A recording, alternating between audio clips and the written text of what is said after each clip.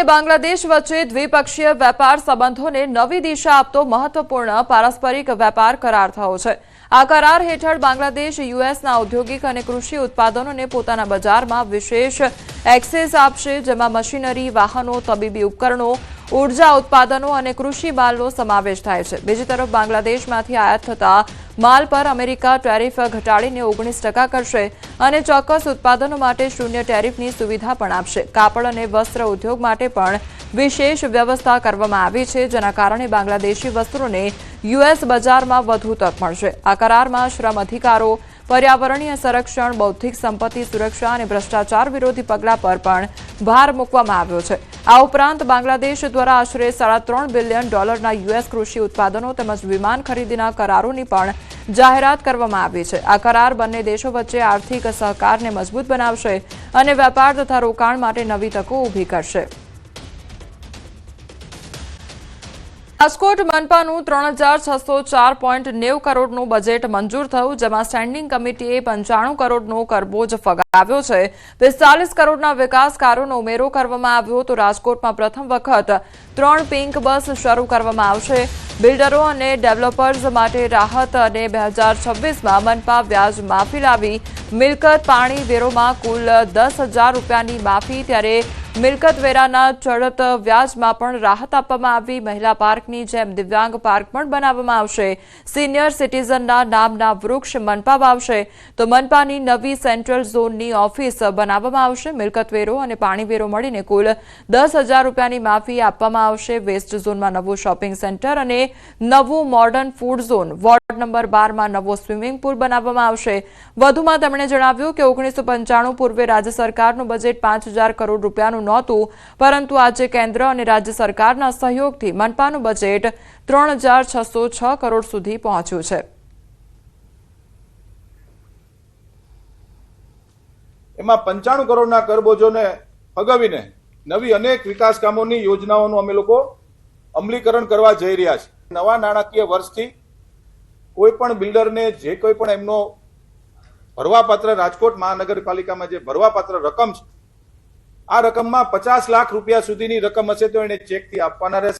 એએમસીનું વર્ષ 2026-27નું સુધારેલ બજેટ રજૂ થયું અને 18,518 કરોડનું જંગી બજેટ મંજૂર થયું। ડ્રાફ્ટ બજેટમાં ₹1,500 કરોડના વધારો કરવામાં આવ્યો તો સ્ટેન્ડિંગ કમિટી ચેરમેન દેવાંગ દાણીએ સુધારા સાથેનું બજેટ રજૂ કર્યું। કમિશનર દ્વારા રજૂ કરાયેલા બજેટમાં વધારો કરવામાં આવ્યો છે। એએમસીના વિવિધ કમિટીના ચેરમેન અને ડેપ્યુટીના સ્પેશિયલ બજેટમાં વધારો કરવામાં આવ્યો છે। ચેરમેનના 10 લાખ અને ડેપ્યુટી ચેરમેનને ₹5 લાખના બજેટનો વધારો કરવામાં આવ્યો, તેમજ અમદાવાદના દરેક ઝોનમાં એક મહિલા જીમ બનવાનું આયોજન પણ કરવામાં આવ્યું છે।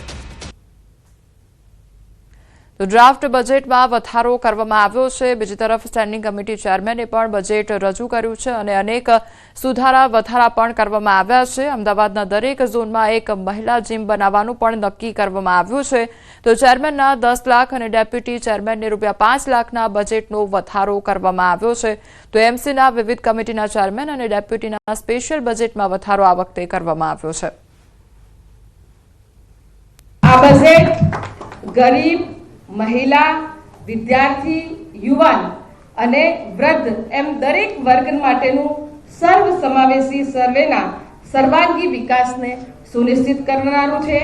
મહાનગરપાલિકાનું 26-27ના વર્ષનું વાત કરવામાં આવે તો માનનીય કમિશનર શ્રીએ જે બજેટ રજૂ કર્યું હતું 17,018 કરોડ રૂપિયાનું, એની અંદર અમદાવાદ કોર્પોરેશનના અમારા તમામ ધારાસભ્યશ્રીઓ, સંસદ સભ્યશ્રીઓ, તમામ કાઉન્સિલર મિત્રો અને પ્રજા દ્વારા લગભગ 2600 કરતાં વધારે કે પ્રજાની જન ભાગીદારી બને એ માટે સૂચનો પણ મંગાવવામાં આવ્યા હતા।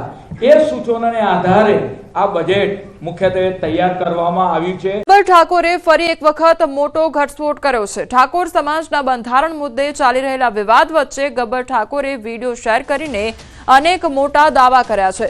સોમવારે પાટણમાં યોજાયેલી ઠાકોર સમાજની બંધારણ સભામાં ગબ્બર ઠાકોર અને અર્જુન ઠાકોરને ખુલ્લી ઓફર આપવામાં આવી।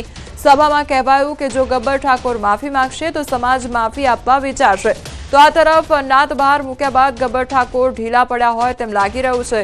તેમણે વિડીયો જાહેર કરીને સમાજની માફી માંગવાની પણ તૈયારી બતાવી છે। સાથે જ ગબ્બર ઠાકોરે સમાજને વિનંતી કરી છે કે જ્ઞાનીબેન અલ્પેશ ઠાકોર ભેગા થઈને પહેલા નક્કી કરે, કારણ કે જ્ઞાનીબેન અલ્પેશભાઈ ડીજેને લઈને જ સ્પષ્ટ નથી। આ ઉપરાંત ગબ્બર ઠાકોરે વધુ એક ઘટસ્ફોટ કરતા કહ્યું કે 5 જણાએ મારા વિરુદ્ધ મોટું કાવતરું ઘડ્યું છે।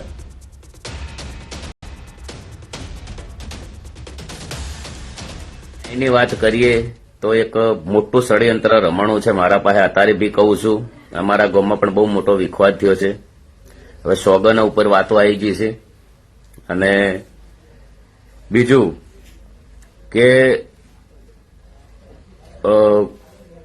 સાહેબનું કહેવું એવું છે કે ડીજે વગાડો બેન, કે ડીજે મત વગાડો, તો એક સમાજમાં પણ બહુ સમાજને શું કરવું એ પણ નિર્ણય નથી, અથવા એક દિલથી મારા વિચાર પ્રમાણે રજૂઆત છે કે ડીજેમાં 5-6 હજાર ખર્ચો થતો હોય તો 15,000 રૂપિયા લંકાવાળા પણ લેતા હોય છે। એના વિશે કોઈક વિચારો।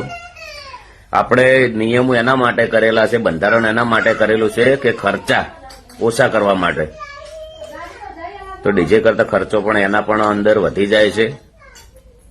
અને આપણે સમાજની માફી માગી લઈએ, આપણે કશું વધો નથી, આપણે કોઈ નેના બાપના નહીં થઈ જતા। એક બીજું પણ દંડ થાય તો જે ઘર ધણી છે, જેના ઘેર લગ્ન હતા એ વ્યક્તિ થાય, નાત બાર જાય, અને એ વ્યક્તિને નાત બાર મૂકવો જોઈએ, કદાચ એ વ્યક્તિ દંડ ના હાલે। જીએસપીસીની ગેસ લાઇનમાં ભંગાણ સર્જાયું તો નડિયાદ વરિયાળી માર્કેટ પાસે ભંગાણ થયું। ગેસ લીકેજ થતા અફરાતફરીનો માહોલ સર્જાઈ ગયો હતો। મુખ્ય રસ્તા ઉપર થઈ રહ્યું હતું ખોદકામ, ત્યારે ગેસની મુખ્ય પાઇપલાઇન લીકેજ થતા જ મોટો અવાજ પણ આવ્યો હતો। ગેસ લીકેજ થયો હતો અને ગેસનો ફ્લો બહાર નીકળતા રસ્તો બંધ કરવામાં આવ્યો હતો। તો ગેસ લીકેજ થતાની સાથે નડિયાદ ફાયર બ્રિગેડની ટીમ પણ ઘટનાસ્થળે પહોંચી આવી હતી। લગભગ અડધો કલાકની જહેમત બાદ ગેસ લીકેજને બંધ કરવામાં આવ્યો હતો।